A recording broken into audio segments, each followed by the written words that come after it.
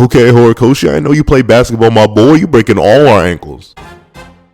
Before I have this review of chapter 336 of My Hero Academia, please do me a favor, leave your own notes on the chapter in the comment section down below, leave a like and subscribe if you haven't already. Also, make sure you hit that little notification bell so you don't miss out on any videos that come to the channel. Now, let's get into it. What's up, guys? I got a pencil here, and here we are to review chapter 336 of My Hero Academia, which is known as Villain. And yeah, no one cares about the end of this chapter. Not even me. And we care about the rest. But actually, no, we'll cover the beginning of the chapter. Before we even get to the beginning of the chapter, that's a cool color page. Like, I mean, like, they definitely hitting. I ain't gonna lie. Like, the first color page was All Might Midoriya. Cool, you know, fist pump, whatever. Nice. And that's actually a really, like, old image of Midoriya, too, because I don't even think that costume's even canon anymore. No, I'm kidding. But then we have the popularity poll, and that's cool. I like the designs here. I really like the design. To be fair, I'd very much more enjoy the medieval designs, but it's been so long. Like, Horikoshi draws animals so rarely, and like, I'm still a Ogadamaki Zoo fan. I know I always say that wrong, but I think it's like Omagadoki or something like that. Oh my! But I'm always gonna call it Ogadamaki Zoo. So you're gonna have to suffer. But in actuality, like, I love when Horikoshi draws animals. I don't know, like, it's just really, really cool to me. I greatly appreciate it when he does it, and I guess, like, I thought this was the top 10. It says, right, top 10 popularity poll ranking, but I don't see numbers anywhere. I'm probably tripping. That's probably in the official release, whatever. But then we move on to the actual chapter itself. We get to see Bakugo. He's using Cluster, or I guess he's like training Cluster with Midoriya.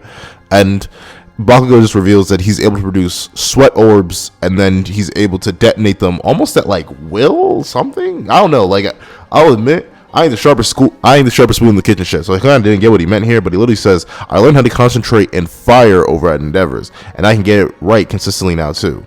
By creating sweat spears, I can fire off multiple shots at a time.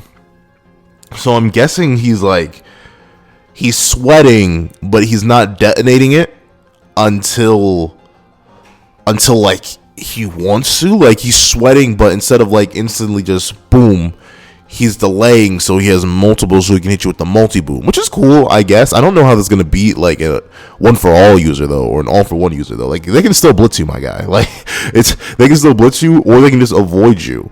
And especially considering you admit yourself that this is, like, a low stamina kind of thing. Like, it burns through you.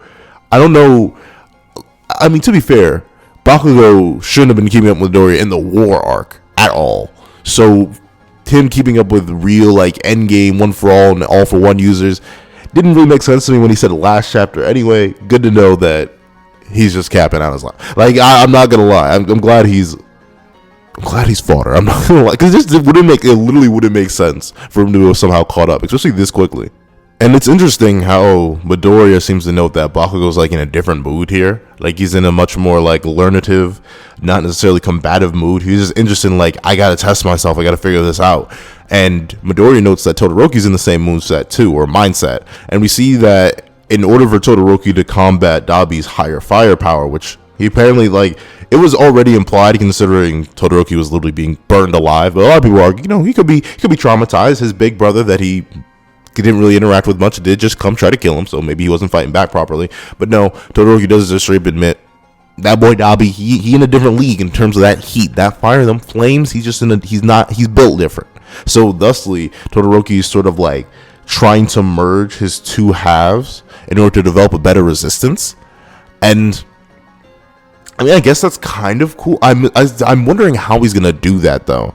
Like, you can't, like, one way or another, I feel like if anything, you would want to increase, this is going to sound bad, I feel like you would want to increase the cold side to, like, negate the effects of Dabi's flames. You wouldn't want to help him heat you up more, but I'm assuming he's going to enter, like, once he masters this, like, half hot, half cold state, he's going to enter permanent lukewarm, and he'll be perfectly fine, I guess, against Dabi. Like, part of me is thinking he'll make a vacuum by combining his two sides to almost like form air around him, but then again, that could choke him out. And that's the thing, fire needs oxygen to burn, right? So if he manages to create a vacuum by using wind, by creating that cold imbalance, he may be able to, like, tornado off any of Dabi's flames. But it seems like he's trying to do something different. Like, he's trying to make his two halves into one, and I wonder what he means by that, because at least from my understanding, that would just produce water. Which actually that could work. That could work. Ooh, now I think about that, that could work. Instead of doing like a vacuum thing, you could just make water and just drown Dabi. Well, not drown him literally, but like drown out his flames. That could actually work pretty well. Okay, Todoroki, maybe you wanted something. Maybe you wanted something, my buddy. Let me not sleep on you. Let me not sleep. Let me wake up. But that's about it for like our Three Musketeers. Thank you for the person. I'm sorry, but thank you for the person who informed me that was the nickname, or that was the name for this trio. I mean, it's a cool name. Mickey, Donald, and Goofy did it better though. No, but in actuality, we get to see that. I don't know what. To be fair, Kaminari's training is something that's like, whatever. I'm not sure how he would do that except for testing his anti-dumb stuff. And we just see Minetta's training is still just poop, poop, poop, poop, popping off the balls. And I'm not sure like how much this is relative to his old piles, but he seems to be pretty casual with it. Like he's just chilling out. So maybe he's doing good. And then we get to see that Kaminari is like, yo, I ain't gonna lie to y'all, but like, wouldn't it be in our best interest to go jump some people? And the thing is, we get it confirmed. We get a hard confirm. I think I mentioned it last chapter or the chapter review before. Like, is Gigantomachia still doing good? But yeah, apparently they do still have him sedated and confined. But the thing is, all for one, my boy. Well, no, not this. This isn't all for one, because all for one, he's a G. My man's intelligent to a different level, so he's probably already thinking of this. But like, y'all, who is guarding him? Like, what top tier person could, like, if All For One finds that facility, considering he has connections everywhere, wouldn't it be shocking for him to find that facility? What's stopping that man from pulling up there real quick, soloing the entire defense force, smacking Gigantomachia upside the head and being like, come on, boy, let's go. And then Gigantomachia wakes up. Like, I know, like, they must be on some heavy, like, if they really want to keep him down, they gotta keep him on some crazy next level Momo type beat. Like, honestly, what are they using to keep him down? Because it took him forever to even get him sedated with that one hyper concentrated non-diluted illegal stuff that Momo was using. So like, I want to know what they got, and I want to know if it's potent enough that it'll stop an All For One or Shigaraki by just going there and be like, wake up, we got a job to do. like what? I'm honestly intrigued to see that. But then, of course, our two smart people in Bakugo and Momo are like, yo, not gonna lie to you, you kind of stupid. But that makes sense. You're missing 3 points. Number one, we ain't finding that man. We had all the resources in the world that we still had out there on the manhunt. Couldn't find homeboy. He just popped up out of nowhere to go kill the number one hero of America and did. We obviously ain't finding him. 2, I ain't gonna lie to you, we almost got our whole squad wiped by one dude while he was incomplete. Let's be real with y'all. Even with Gigantomachia out there, a complete Shigaraki, he bodying us. Tell some Momo for making that point. And then, obviously the villains. They're the ones that pop up and decide when the battle begins. Honestly, Loki kind of shocked. Shigaraki ain't knocking on your front door right now. He could easily do that. That would have been light work. Well, to be fair, before he went and fought Sergeant Stripe, he could have done that. He could have easily taken all Yuhei hostage. Loki, like, All For One, you Loki lacking on that one. But in terms of that good, like, they're right. All Shigaraki needs to do is pull and be like, all right, it's 12 o'clock. I declare war.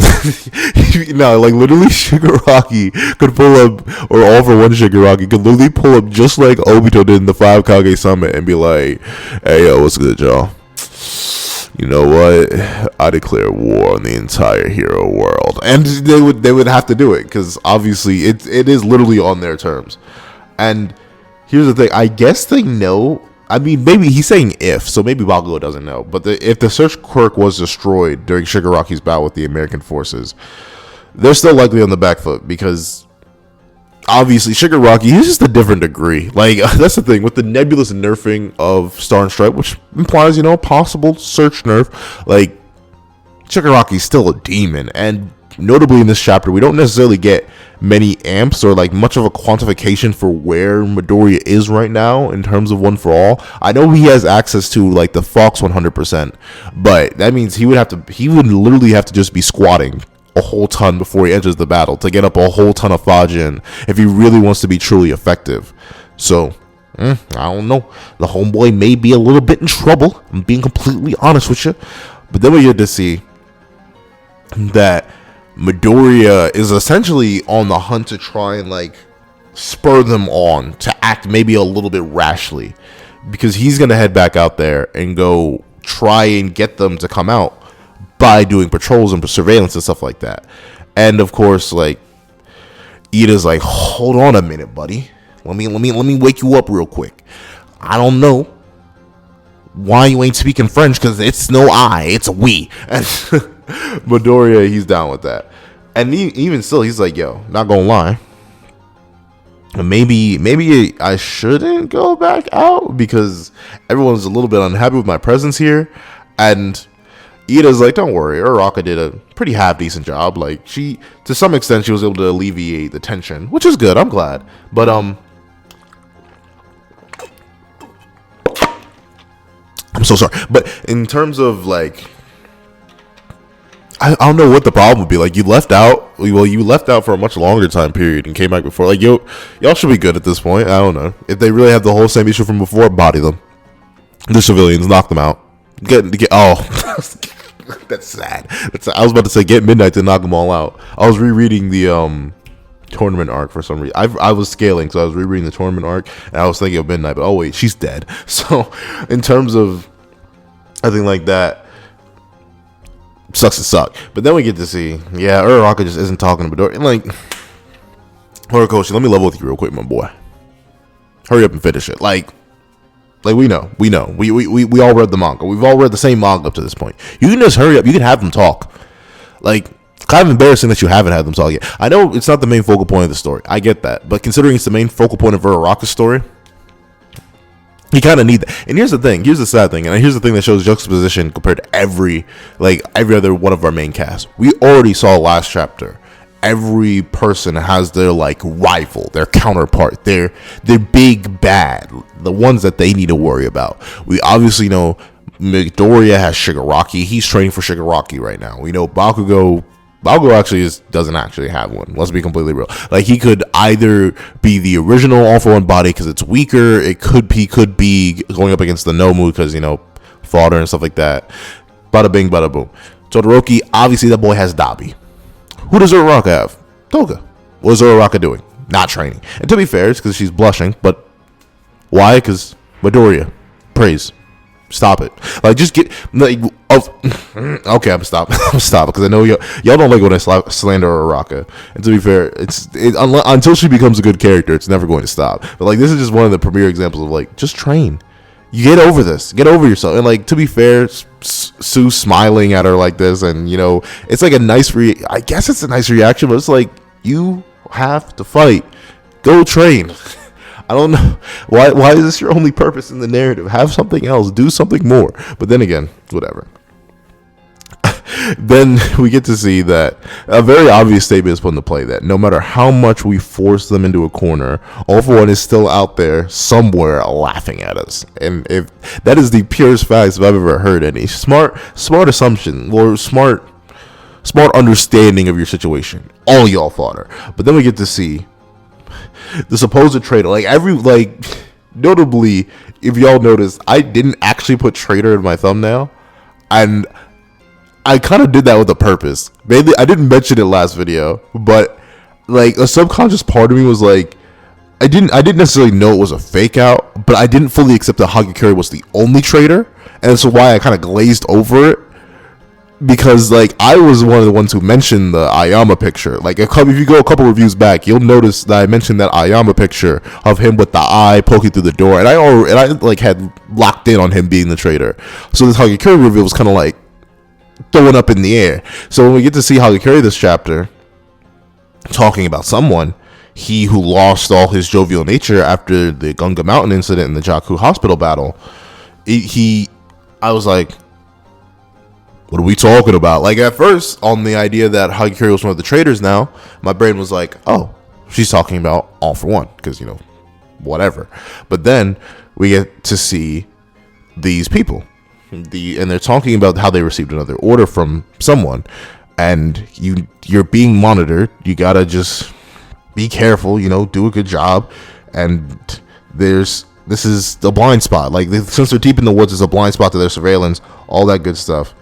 And we see that Hagakure is noting that this person hasn't even smiled once since Midori got back, and that's strange, and they're worried. And we see that there's this question that you did just as All for One ordered at Kamino, didn't you? And we see Yuga Aoyama, and he was the one who is the true traitor. And like, I'm rocking with it. To be like, I wasn't reviewing all the way back when the whole Yuga arc went down. But fun fact, never liked Yuga. Even when he had his own little arc, never liked it. He always unnerved me. Like, and that's no offense to the character itself. That's no offense to how Horikoshi wrote him. But it, like, for me, I never, before this trade reveal, before all that, I never felt comfortable with Yuga. Like, the memes of him always looking towards the camera unnerved me. His weird obsession with sticking things in other people's mouths without their consent unnerved me. Him creeping outside Midoriya's window unnerved me. Like, this man just didn't feel right to me as a character. So am I sad that he's a traitor? No. In fact, low-key, kind of hoping he gets Lady Naganted. And by Lady Naganted, I mean I kind of hope All for One blows him up the moment Midori gets too close. That would be straight up great. Because the trauma, like, not gonna lie to y'all, your boy is low-key still fiending for a bloodlusted Midori. Damn, I'm literally the one. I remember one of my previous reviews, I literally offered up the idea of, like, Aoyama holding Inko hostage, and that's sending Midori into, like, a bloodlusted, I'm just gonna go slaughter All for One right now kind of rage.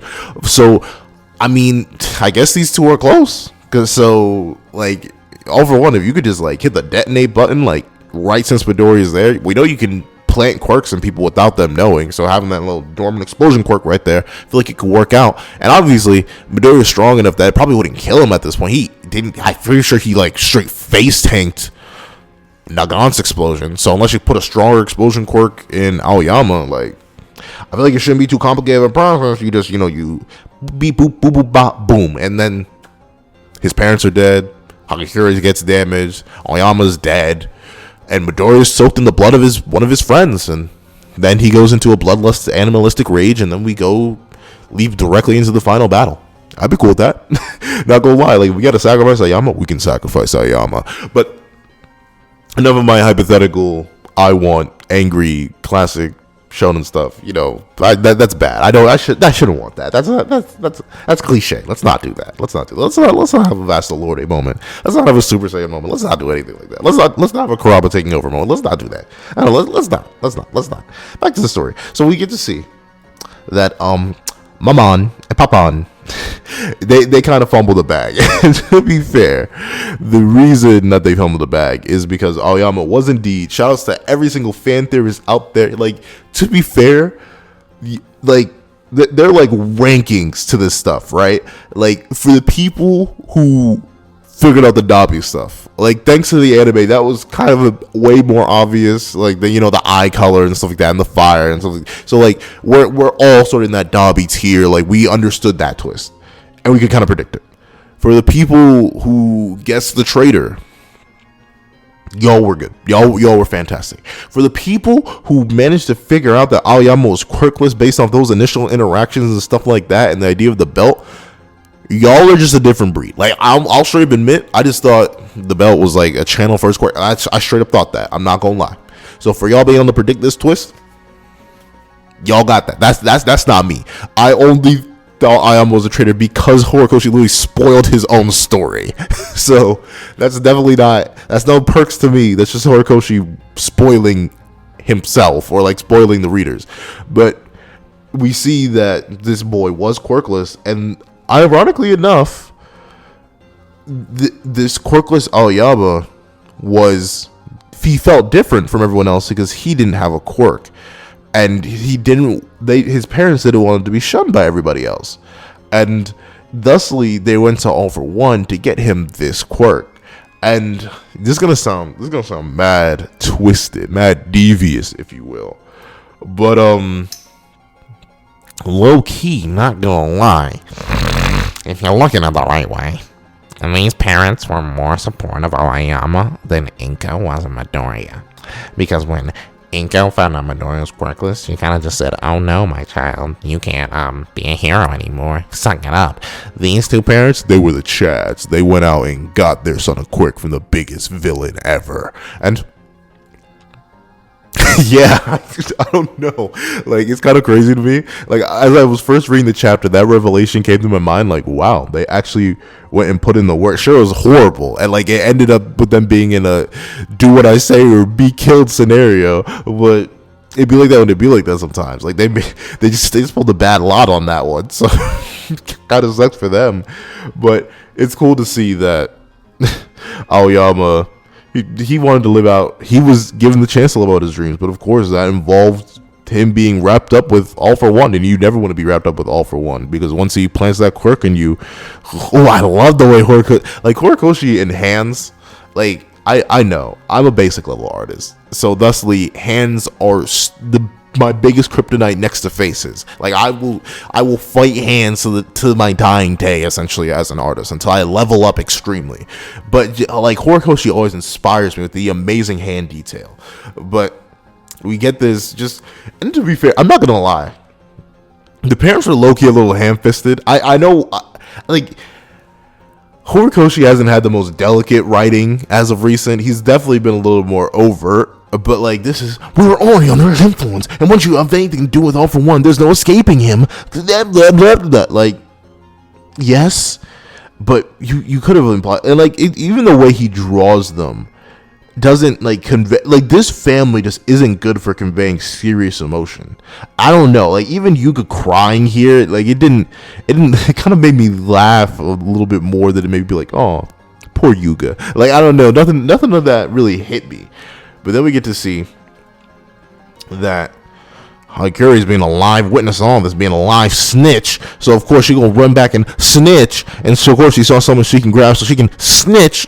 And I don't blame her. Snitch on Aoyama. Get him detonated. But then we get to see that it took every ounce of Aoyama's willpower to expose him trading himself. He was crushed by immense guilt all this time. I did everything I could to appear brave. So when Alpha was captured and combat, I thought I could have a normal life. Yeah, come on now, bro. You didn't think that was all part of the plan, but in actuality, I do feel bad for Aoyama. Like, all jokes and memes aside, you just wanted to be normal, and that's something a lot of people want to be. So, doing whatever you can to be normal, being like, to be fair, like I've said with Midoriya in the past, if he wasn't lucky, he wouldn't have gotten One for All.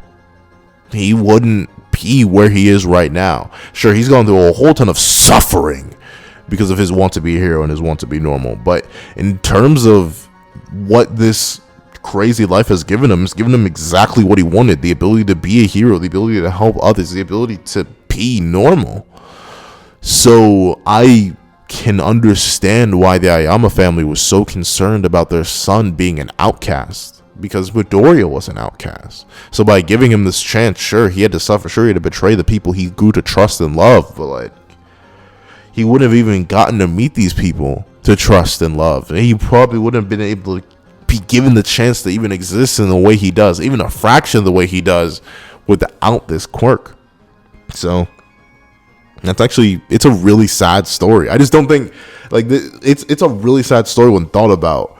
And I do think, like, Horikoshi does get better with the paneling and the drawings a little bit in terms of conveying emotion, especially when he gives the stakes that, like, oh, if they disobey, they just die. And we see all this pressure being placed on Yuga. Like, if he literally doesn't listen, his parents will be killed, and he will likely be killed next. So his life is on the line.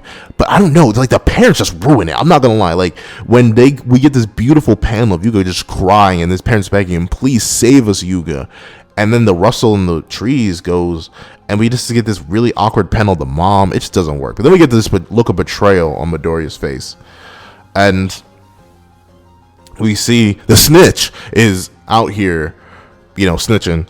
And yeah, like, I just really don't like the way he did the parents in this chapter. Like, I even drew them, but I didn't even want to fully ink them. Like canon narrative break, but if you're seeing the drawing right now, it should be almost done, I'm pretty sure. I don't have that much more to say. So you can see, like, I kind of just stopped. I didn't even like drawing the characters because I kind of hate them.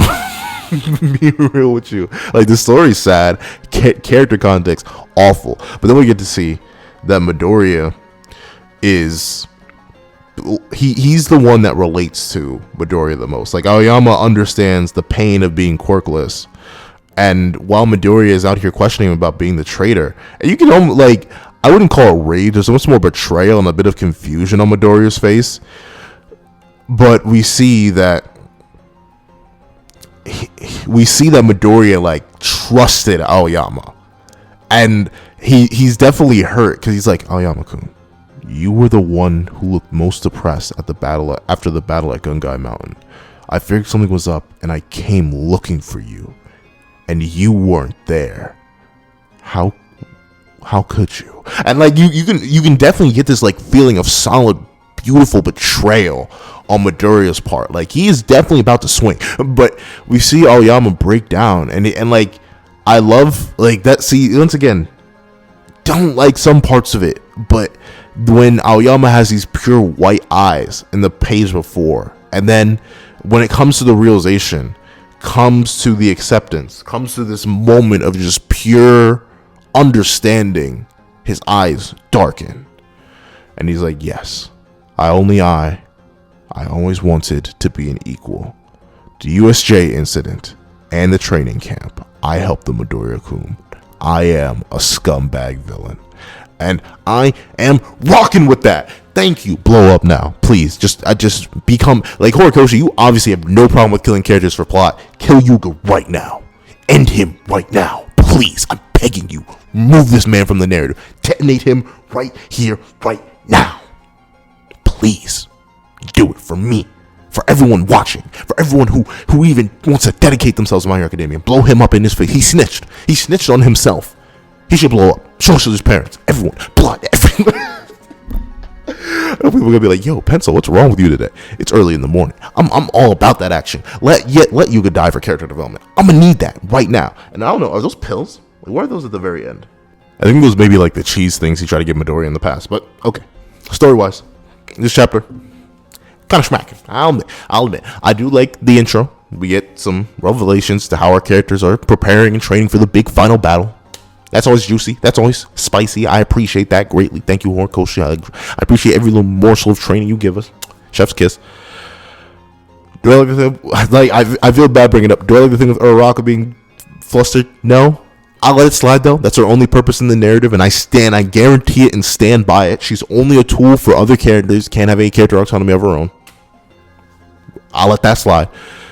I like the whole we concept. You know, the French, not the English. Talking about we, all of them going together. I like that. I like that our smart people are being smart. All that's cool. Todoroki developing a new power to stop Dabi. That's pretty cool. Bakugo training up is, even though I think it's going to be kind of worthless, that's pretty cool.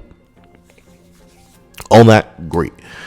The trader part, I like the flip. I like the juke. Like, Horikoshi, like, seriously actually broke all our narrative ankle. Like, I want to go back to Week in the Future. No, I'm going to Google after this review. I'm gonna go Google chapter 335 reviews. I want to see how many have traitor because we were all wrong. We all got you.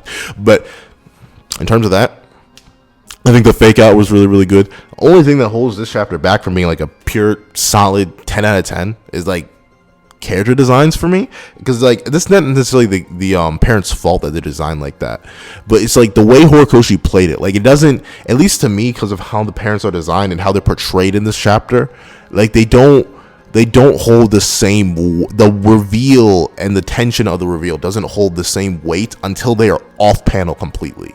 Like, I only got like really deeply invested in the emotion in this chapter when it was just Midoriya and Aoyama staring at each other and Aoyama admitting himself, and like that one beautiful panel of Aoyama crying, like that first reveal panel, that was really, really good. But every time the parents were on screen, kind of sucked me out of the moment, not gonna lie. That's just me. Like, I'm weirdly, y'all know at this point, I'm weirdly attentive to art, and especially art and manga will legitimately throw me off the emotions of a scene really, really quickly. So that's not necessarily Horikoshi's fault. That's just literally how my brain mentally operates. Like, that's nowhere near his fault. But yeah, other than that, I still give it a 9 out of 10 because I do really like the context and the impossible implications of this reveal. I love the fake out. I love the opening of the chapter. Despite me saying I didn't really care that much about it, all that was really, really good. But those are my thoughts on the chapter. Please tell me your thoughts on the chapter in the comment section down below. Thank you guys so much for watching. Please remember to like, share, comment, and subscribe. And I hope you guys have a wonderful day. This is That Guy with the Pencil, writing off.